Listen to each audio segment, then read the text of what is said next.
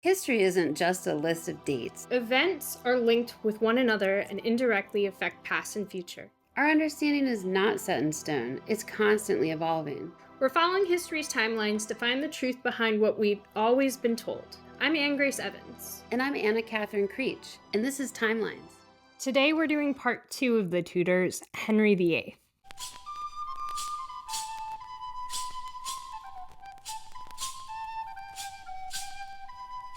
So Henry VIII has been done to death. There are so many portrayals of him. That's why people have such a clear view of the Tudors. And that's why we wanted to start with the Tudors, because it's a good touch point. Yeah, I can't tell you how many documentaries I've seen on Henry VIII and all his wives. But then also, gosh, so much changes in England during this time. I mean, he rewrites all the rules. So it wasn't just the wives. The thing about Henry VIII is that pretty much everyone in his life, one time or another, is expendable. Really, the only person who doesn't end up on his bad side is his son. He was really absolute monarch. Even though he had so much power, if you could figure out the best way to play Henry, you could completely manipulate him. People really learned he was so strongly guided by his temper and his whim that they could use that to their advantage. Bullish. He was a bullish type of man. Yes, which in the beginning, it is incredible that we're talking about the same person. So 1509, where we left off when Henry VII dies and Henry VIII becomes king, he's just 17. And he's young and he's handsome and he's athletic and he is erudite and people have a lot of high hopes for him. He comes out right away and he reverses a lot of the policies of Henry VII's Star Chamber, which was really hated. Yeah, elaborate on that. So you remember from last time, during the end of his life, he is heavily influenced by a lot of his advisors, two in particular, Empson and Dudley, who are trumping up charges against people. Basically, they ignore due process. So the first thing he does is he goes and has them arrested and brought up on treason charges, and he makes an announcement that he's just giving a general pardon to everybody who fell afoul of his father. And so he's off to a really good start. Sir Thomas More writes, "This day is the end of our slavery, the beginning of our freedom, the end of sadness, the source of joy. This king is loved." So they're really excited about this young, handsome king that they have. What are some of the differences between Henry VII and Henry VIII that, like, the public would have really taken note of? So Henry VII was very reserved. He didn't ride out at jousting tournaments. He didn't really ever, after the death of his wife, go out in public. He wasn't seen, and that was the immediate difference between him and Prince Henry. Henry is this dynamic youth that was taking the place of his father at festivals and tournaments. He comes right out and says from the beginning, "I'm not my father." Unlike his father, Henry VIII is a lot more extravagant. He's a real clothes horse. He spends wildly on his outfits, and he goes out and starts building all these palaces.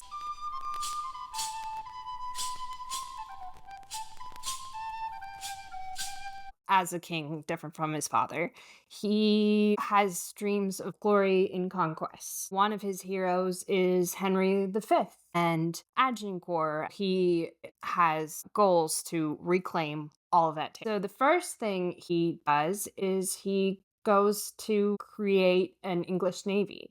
Because up to this point, the English Navy, in quotation marks, is really been ships that have been requisitioned from merchants. There has not been a purpose-built navy. So the Mary Rose sank into the mud, so it's been very well preserved. So you can kind of see what the model would have been. It was completely revolutionary, even like within Europe. He was building these ships that could displace 500 tons. They had their own gun decks, they could hold whole troops. So he is going to be king in the mold of Edward III and Henry V and start his own 100 Years' War against the French. Very quickly, they learn that that's probably not going to happen.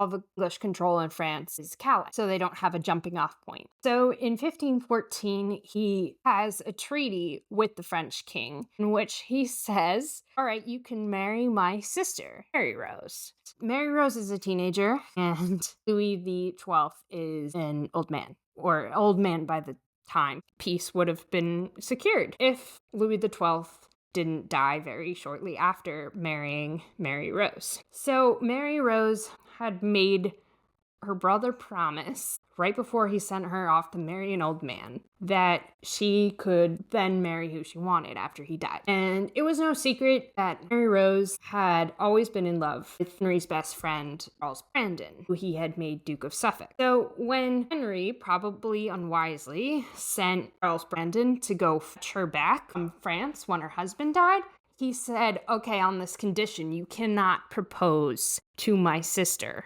when you get there. And of course, Charles Brandon broke that promise, and the two of them got married. Henry was so angry, he nearly had them both executed, his best friend and his sister. Someone who he trusted probably above anybody else convinced him not to.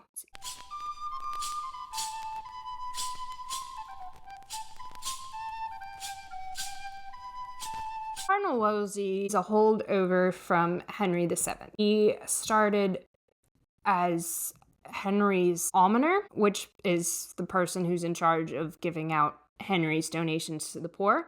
But Henry recognized that he's a really talented politician, and he just kept rising until he becomes Lord Chancellor. And this is remarkable because popular tradition has him as the son of a butcher.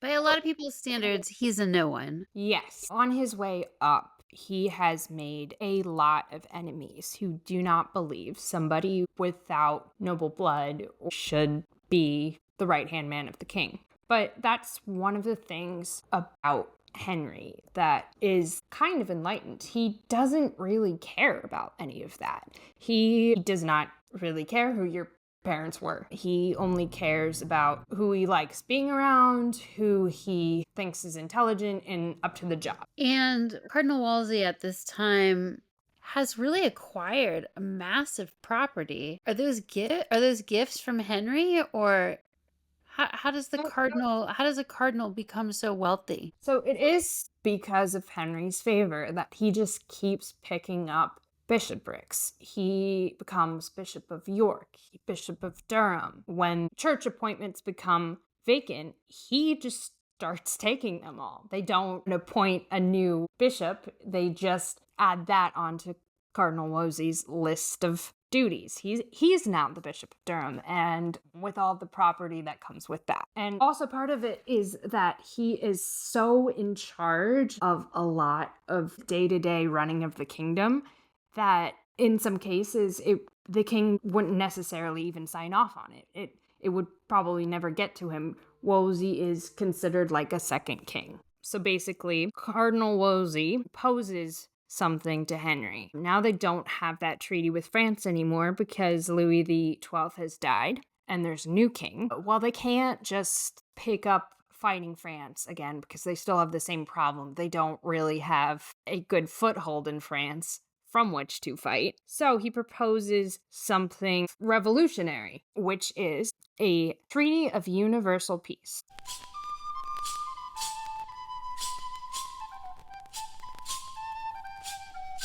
A treaty for universal peace, the field of the cloth of. So the legendary festival, how long was this event? 18 days. So this treaty that was signed in London was something kind of revolutionary. It said that no signatory would attack another. All would defend any member attacked by an outside power, any violator would face united opposition from all other signatories. The treaty also included provisions for mutual extradition of rebels and reaffirmed the return of Tournai to France. So it's this huge diplomatic achievement that they celebrate with this amazing festival in a neutral ground in France called Val d'Or, the Field of Gold. And they build a town, a city, basically. And that's where all the festivities take place. But the reason that this was always going to be doomed to fail is the Holy Roman Empire. So, when they had drawn up this Treaty of Universal Peace, mainly to be between the English and the French, there was at least some assumption that Francis I, the French king, would be elected Holy Roman Emperor. So, Francis I is also a young king, also considered to be a handsome king, something of a Renaissance prince, a humanist, and basically he presents the same kind of dashing gallant figure. So right away, these are way too similar personalities and they're going to clash to the point where they actually literally wrestle each other at this field of cloth of gold. Like for fun, or like they get in a fight? They both claim it for fun, but it's clear to everybody there that these two are always going to be jealous and suspicious of one another. This thing probably could have never worked out. Also, right before setting sail for Calais and the Field of the Cloth of Gold, Henry had been meeting with the man who actually got elected Holy Roman Emperor, Charles V of Spain. And how is he related to him through marriage? Yes, the nephew of his wife, Catherine of Aragon. So Charles came kind of secretly to England to discuss a possible separate peace right before Henry was supposed to go celebrate this peace in France. But it's the Holy Roman Empire. Does it make sense to be in the emperor's good graces, even if it means breaking your word to France? Henry would seem to think so.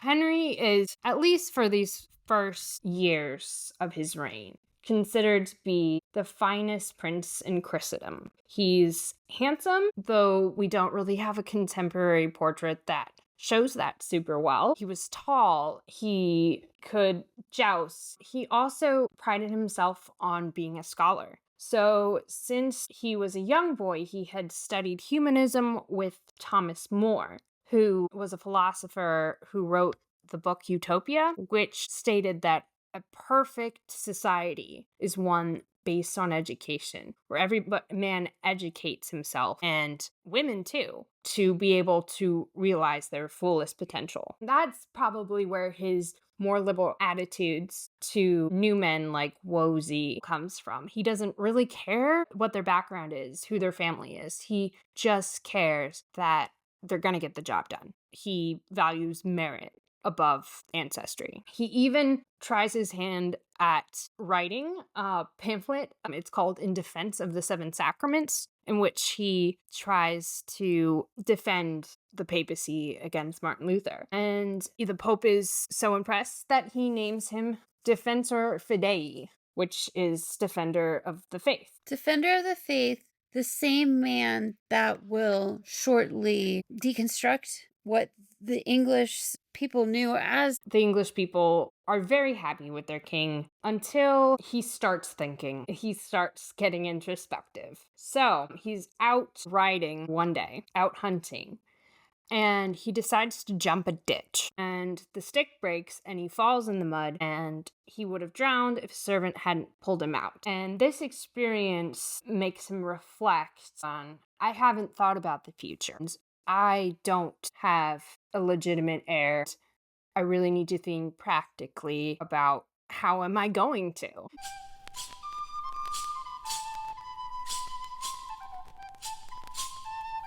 His father's dying wish, so he claimed, was for him to marry his brother's widow, Catherine of Aragon. Now, obviously, that's biblically problematic. Leviticus 20:21 states, "And if a man shall take his brother's wife, it is an unclean thing. He hath uncovered his brother's nakedness, they shall be childless." Now, it was okay, they said, because Catherine claimed they had never consummated the marriage, she and Arthur. But what makes that logical that that would have happened or not happened? So she stated that he was just always too sickly and they never were truly married. But he was the heir to the throne, so they would have been paying really close attention to this as soon as they were married, wouldn't they? Well, she claims that it never happened. And they said that at the time? Or was that, did she backtrack and say that? I just wonder. Because,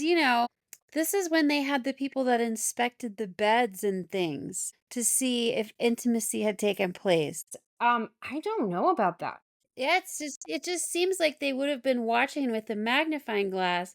So for her to she could have been like, I told you guys before that it didn't work. Like we could never make it work. I just wonder if she had reported that before. I don't know when she first claims that they never consummated the marriage, or if there had ever been an airing of the dirty laundry. But the papal legate seems to believe her, and the Pope is more than happy to grant them a dispensation to marry. He is 17 at the time, she is 23. And right away, they have a son. They name him Henry, but 2 months later, he dies. The rest of their marriage will be a series of miscarriages, except for one living daughter, Mary, named for the Virgin Mary. Catherine of Aragon is very much her parents' daughter.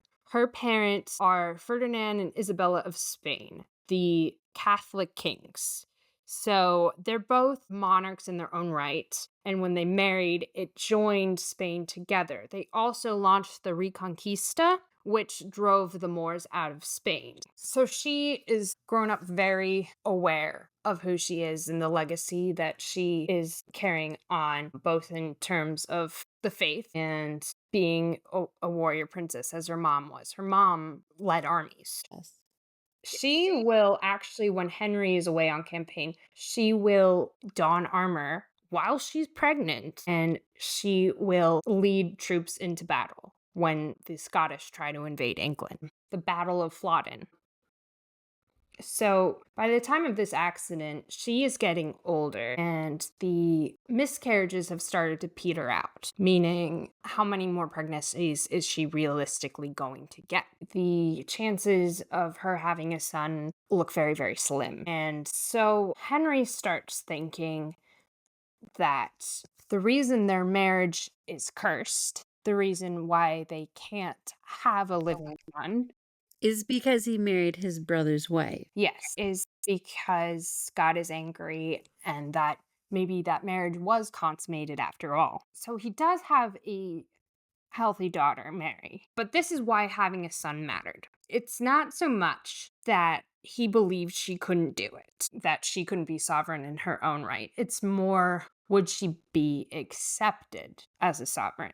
The one time that a king ever tried to leave the kingdom to a daughter, and all the nobles promised that they would follow her as queen. The second he died, they turned around and rebelled. This led to a disastrous period in English history known as the Anarchy. And what's to say that wouldn't happen again if Henry designated Mary as his heir? I mean, his own uncles, the princes in the Tower, were supposed to have been recognized as the next in line. And look how that turned out. So the only thing to do would be to get out of the marriage. So he wants to get this marriage annulled on the grounds that they never should have been married in the first place. It's particularly become of such great interest to him because he has a woman waiting in the wings, Anne Boleyn.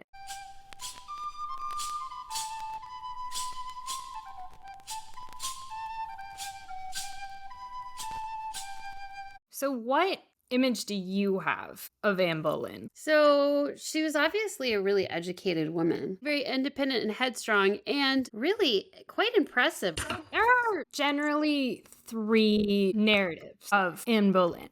So either she's this love struck, kind of naive girl who falls in love with the king and doesn't fully realize the consequences of that, or she's this vixen who is determined right from the outset, I'm going to be queen and I'm going to ensnare myself a king. And the third one is that her male relations are really the puppet masters behind her. Really? I didn't realize that. And they're the ones trying kind of pulling the strings and getting her to get in the king's way. So, do you remember those names we talked about in the last episode? Nope, I can't remember any more of them. Okay, so Anne's father is a gentleman named Thomas Boleyn. He has been ambassador to France and now is treasurer of the king's household, and he's very ambitious. And part of his ambition is that he's married into a noble family, the Howards.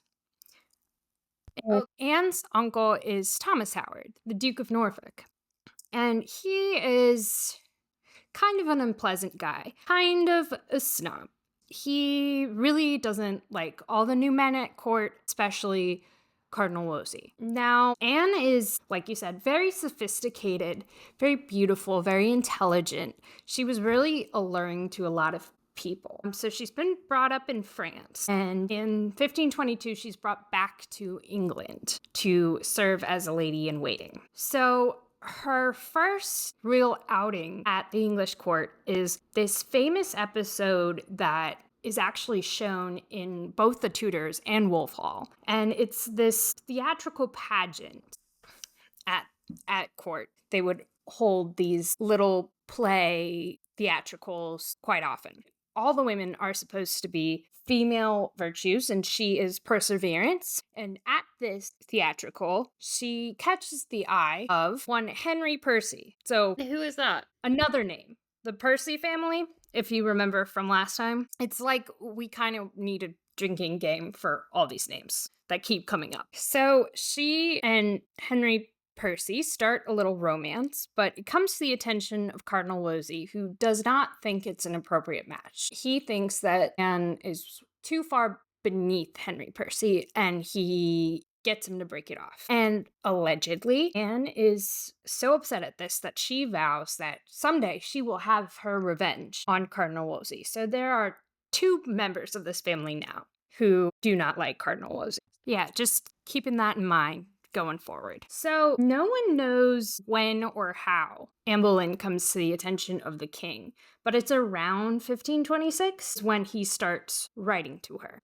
Henry is about 34 now, and we really don't know how old Anne was. There are different accounts of when she was born. So he starts pouring his heart out to her in these letters. And we have his letters, but we don't have her responses. Now, here's how I think about the whole she was just a naive girl in love with the king. We don't have her responses, but it's clear that she's holding him off. She isn't agreeing to be his mistress. But she's also not outright saying, I'm not interested. So if she were just in love with him, she would probably have agreed to have been his mistress. But she is interested enough in pursuing this that she must have some idea of an endgame in mind. So what is that if not to be a mistress? Oh, to be queen, of course. So yeah, that would, to me, lend some credence to the idea that she does really see an opening from the very beginning to take the biggest prize, to become queen. Also, another reason why she probably wouldn't have done this is that her older sister Mary had been the king's mistress very briefly. Right, that's what I understood. But Mary had a husband at the time who was willing, or maybe probably more likely forced, to look the other way the whole time the affair was going on. And Anne has no husband, so she can't afford it for her reputation. It's marriage or nothing. So Henry his ardor increasingly grows to the point where he promises, you will be my only mistress, I will be faithful completely to you. And still this isn't good enough, until the point where he pretty much proposes marriage in his letter. Obviously, the problem is he still has a wife. So he's put Cardinal Wolsey, who is a papal legate, meaning he's a liaison with the Pope, on this great matter, which is securing his divorce. They use the argument that this is against Leviticus, this marriage that she had with Arthur was obviously consummated, and therefore it was an illegal marriage. But every other biblical scholar comes back and said, well, the papal dispensation that they originally got should have taken care of that. I don't see how you can grant this annulment. On top of that, the Holy Roman Emperor, Charles V, marches to Rome and sacks it, basically putting the Pope under his power. Pope is kind of at the mercy of Charles V, and there's no way that Charles V would let the Pope grant Henry a divorce from his aunt. So there's one more Hail Mary that Wolsey can try, and it's staging this public trial in which they're going to try to establish that Catherine is lying, that she wasn't a virgin when she married Henry, that she did consummate her marriage with Arthur.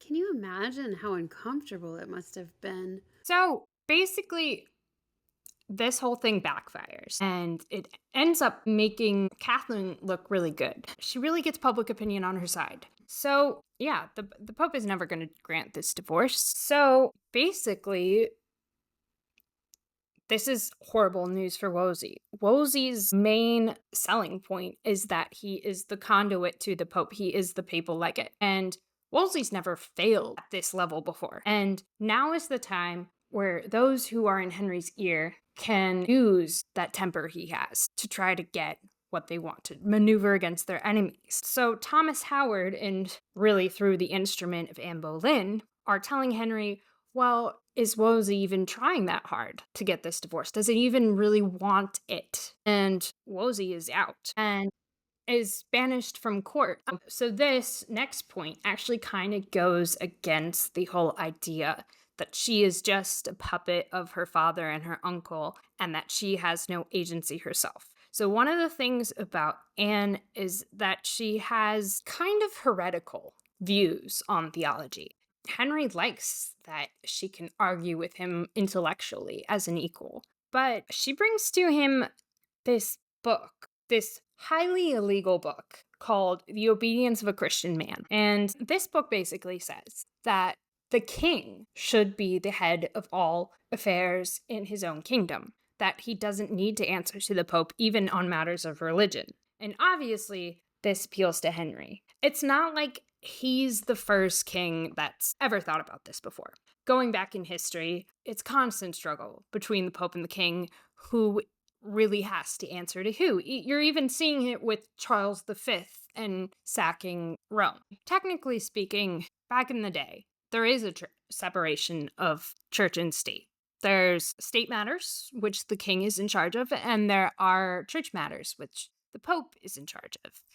And king is not really supposed to have a say in church matters. He has to defer to the Pope. And this has obviously rankled kings in the past. Are you aware of Henry II and Thomas Becket? Thomas Becket, he's a minister, right? That is one example where Henry II was trying to bring the ecclesiastical courts, the church courts, under his control. And the man he had appointed as Archbishop of Canterbury wouldn't let him. So kings have been continuously frustrated over where their power begins and where it ends, and having to answer to the Pope. And sometimes they have even refused to listen to the Pope. But now they're actually taking the monumental step of enshrining it into law. They bring to Parliament this Act of Supremacy, which would state that the king is the head of the church in England, essentially joining church and state. And it's the same way to this day in the UK, actually. There is no separation of church and state, technically. The sovereign, the head of state, is technically the head of church. It's not like there aren't already popular frustrations within England for centuries with the Pope and the Roman Church. It isn't like they haven't been thinking this away already, that popes and cardinals and bishops are corrupt and that monastic institutions are just fleecing them. Actually, in popular stories, monks are the bad guys. So Henry can count on a groundswell of support for this. When do we get the terminology Catholic, Protestant? So the idea of that now it's the Church of England is kind of anachronistic because even like Martin Luther, who set this whole thing off, wouldn't have seen the Pope and the Church in Rome as Catholics and him and his followers as Protestants. They wouldn't have seen themselves as like separate denominations because that would like almost imply that, okay, we have different ways of seeing things and they're both okay. Each side would have said, my interpretation of Christianity is right. I'm a Christian. Those other people are heretics or they're idolaters. We don't get the terms Catholic or Protestant till much later.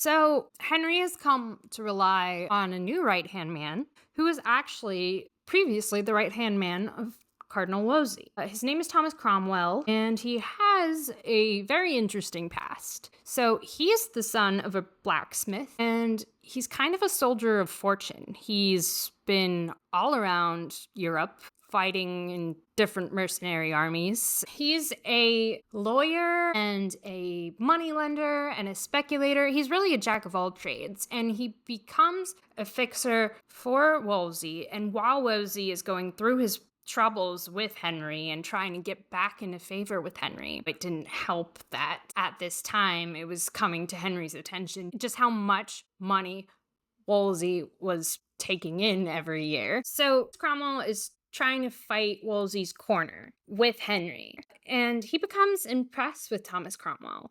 His talent and probably his loyalty to Wolsey when he probably should have cut and run. That would have been the smart thing to do. So the king starts relying on Thomas Cromwell. And Thomas Cromwell, as part of his duties for Wolsey, he would inventory monasteries and he would dissolve the corrupt ones. And he says to Henry, this is probably something you want to look into.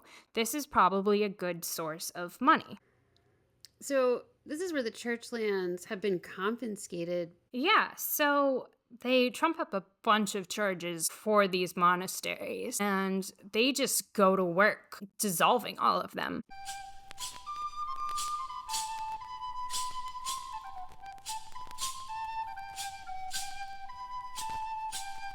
Now, since Henry has declared himself supreme head of the church in England, it doesn't sit well with the Pope. So the Pope has declared Henry an illegitimate king and has said it is now the job of every good Christian prince to try to depose him.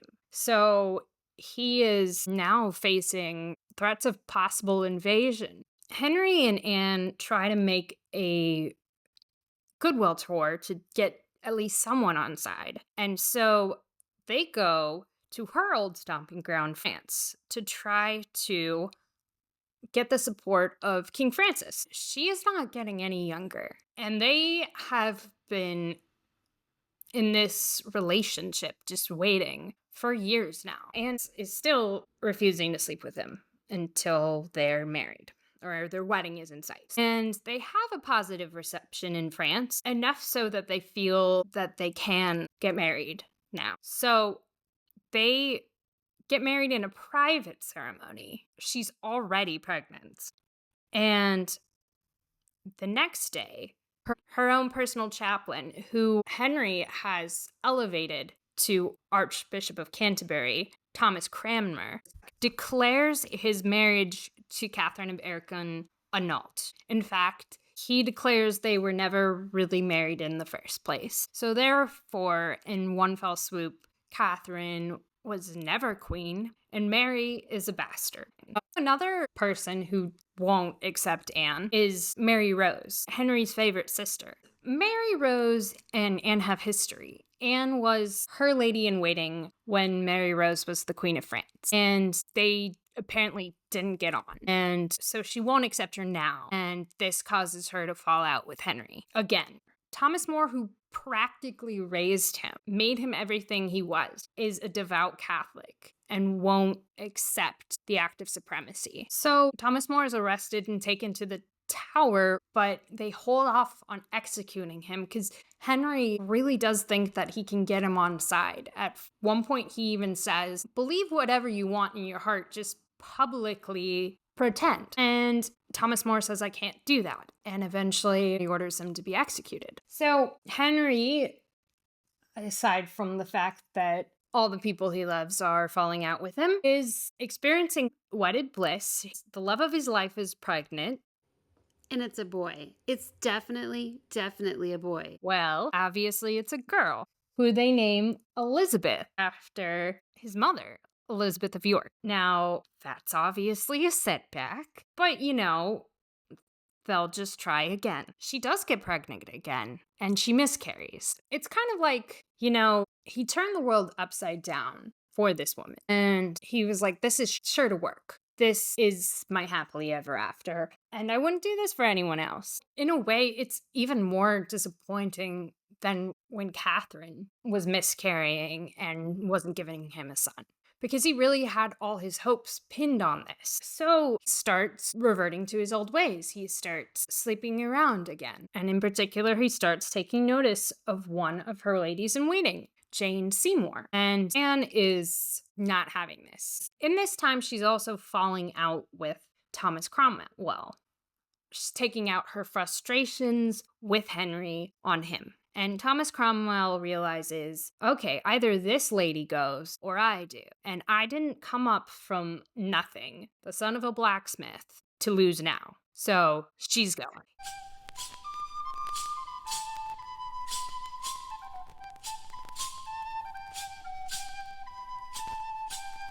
During a jousting tournament, Henry falls off his horse and is knocked unconscious for a very, very long time. And this causes Anne to miscarry what would have been a boy.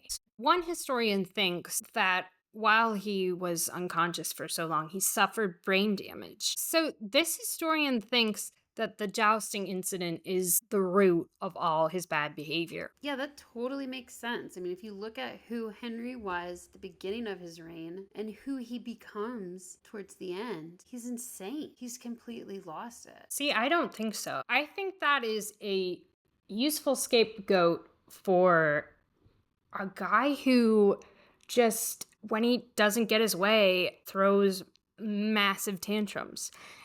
And based on who he's listening to at the time, they can laser focus his tantrum onto the person that they want to get rid of, and he will be the instrument for them. Without the prospect of the baby, Anne isn't really protected anymore. She does not hold any cards, and so this is the perfect opportunity for her enemies to scheme against her. Chief among them is Thomas Cromwell. Anne isn't well liked. Catherine was very popular, and Anne is the other woman, and she also has a habit of rubbing people the wrong way, especially people who work for her. Her ladies in waiting aren't her biggest fans, and that is a problem for her because they see and hear everything that she does. It's not a secret that Anne is a more extravagant queen and flirtatious and vivacious, and this was a large part of her allure. This is what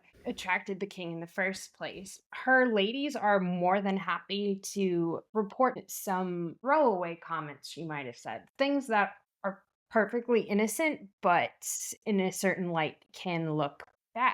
Her flirting with certain noble gentlemen, this wouldn't be unusual. The court is kind of built up on flirtation. Put under magnified context in a situation where they're looking for you to be doing something wrong. There are 5 men who it was claimed that she was more than flirting with, that she was having affairs with. Sir Henry Norris, Sir Francis Weston, Sir William Brereton, one of her musicians, Mark Smeaton, and her own brother, George, who she was very close to. So to get quote unquote evidence of this, Mark Smeaton is interrogated. And interrogated here is euphemism. And he admits that he has been a lover of the queen and that he was not her first lover, that she did have affairs with all of these men, more so than her just cheating on the king, which in itself is treason. She is accused of an even greater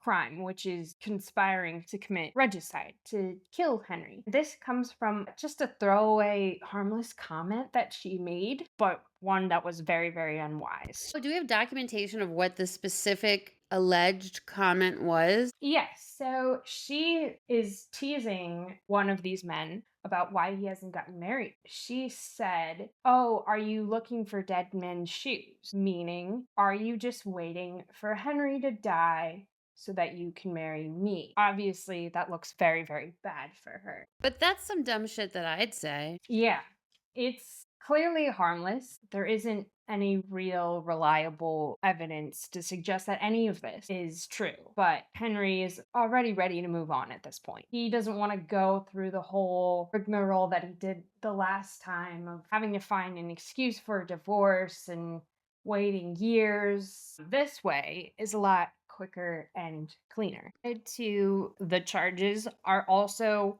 that she must have used witchcraft to bewitch the king into falling into such a great passion for her, and that's why he went through this whole great matter, because she used her unnatural powers on him. She bewitched a king. Yes. So this goes to trial, but it is clear from the start that there really is not much hope for her here. The outcome has been predetermined. Henry wants her guilty, and so she will be found guilty. The major part that he had his hand in is planning her execution. He spent hours planning it, That's so which thoughtful. or psychotic. I understand that they brought in a French executioner, a fancy swordsman, to slice her head off in a more humane way. Yes, the sword is sharper. You kneel instead of having your head on the block. So it's a more clean cut. That's the way that royalty is meant to die. So, yes, you could see that as a small kindness, a small mercy.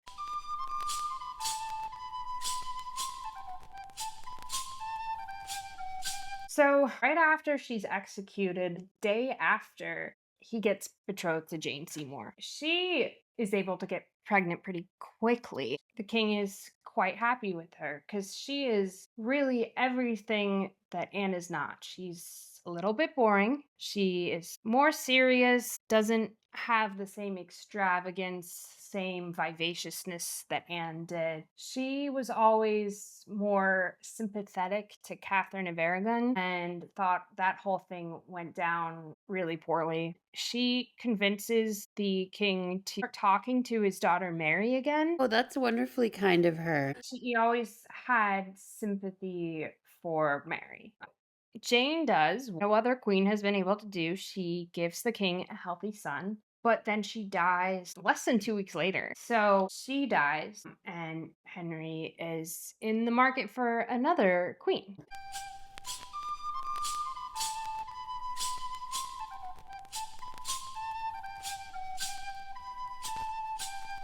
So Thomas Cromwell thinks because all the Catholic countries hate us because the Pope told them to, why don't we try to make an alliance with a Protestant country? So he reaches out to the German principalities and he finds Henry a new wife, Anne of Cleves. He picked Anne of Cleves based on her wedding portrait by Hans Holbein. But when she arrives, he is dismayed to find that she doesn't look like her portrait and he's not attracted to her at all. But the contract's already been signed. They have to get married. So after 6 months of marriage, Henry says, "Alliance be damned.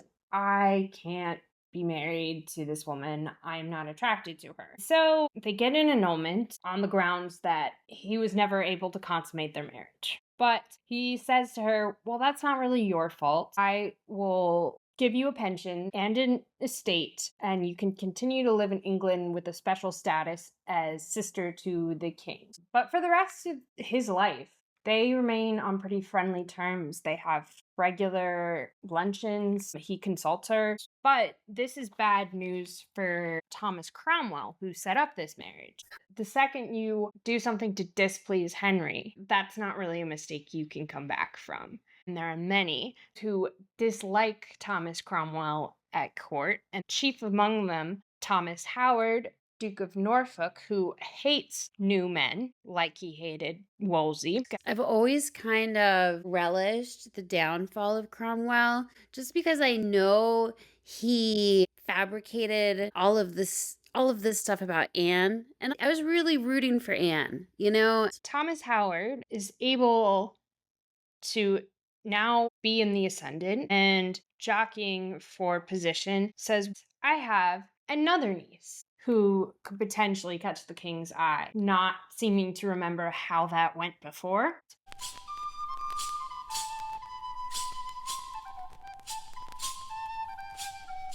Catherine Howard was lady in waiting to Anne of Cleves. Catherine Howard's in her teens, Henry's in his late 40s, but he has taken notice of her because she's pretty and she's flirtatious, and he has no trouble at all being convinced that he's in love with her. So she becomes queen number 5, but it doesn't last long. Thomas Howard, just like Thomas Cromwell, has enemies, specifically Thomas Cranmer, who is Archbishop of Canterbury. And he doesn't like the Howards' influence over the king because they are more conservative in their outlook, particularly about religion. And Thomas Cranmer is a reformer. So just like Cromwell with Anne, Cranmer is going to find something to bring this new Queen Catherine down. And he doesn't have to look very hard, because the thing about Catherine Howard is she is not the smartest. She is young and naive, and when she first came to court, she started up a flirtation with a very handsome courtier named Thomas Culpeper. There's some suggestion that they wanted to marry before she became queen, and she doesn't seem to give up the flirtation when she does become queen, to the point where there are those who can, with some reliability, claim that she is having an affair with Thomas Culpeper. The chief evidence being a letter in her handwriting is found among Thomas Culpeper's possessions. Beyond that, she was not a virgin when she married the king, which is bad enough in itself, but there's even more suggestion that she might have been married. She met a man, and the claim goes that they were promised to each other. They were betrothed. You would think Catherine Howard would have been smarter than this, knowing that a previous queen, her own cousin, had been beheaded for just the suggestion of doing what she was doing. But alas, Cranmer gets a hold of all this information and he tells the king, and the king is distraught and he won't listen to Catherine Howard. He just wants rid of her. And so what happens to Catherine Howard? I mean, duh. She and all of her lovers, slash potentially a husband, are beheaded.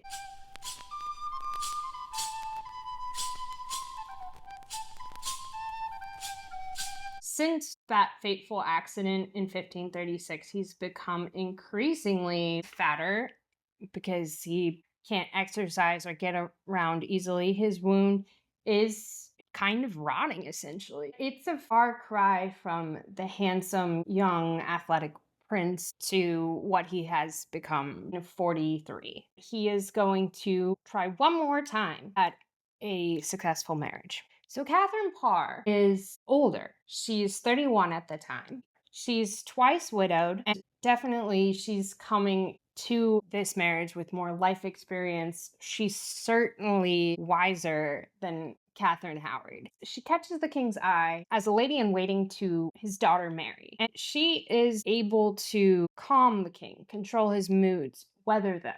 She also convinces him to be at peace with all of his children. So Mary and Elizabeth are added back to the line of succession right after their brother Edward.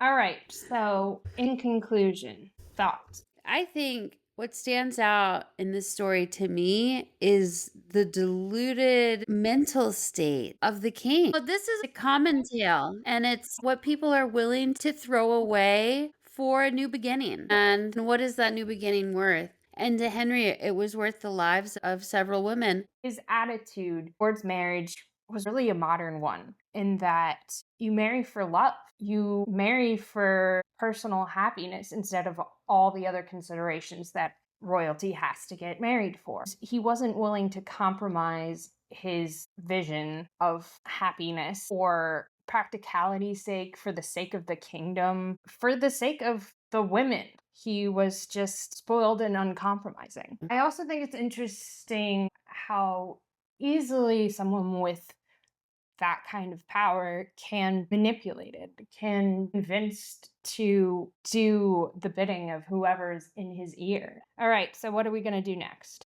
Protestant Reformation?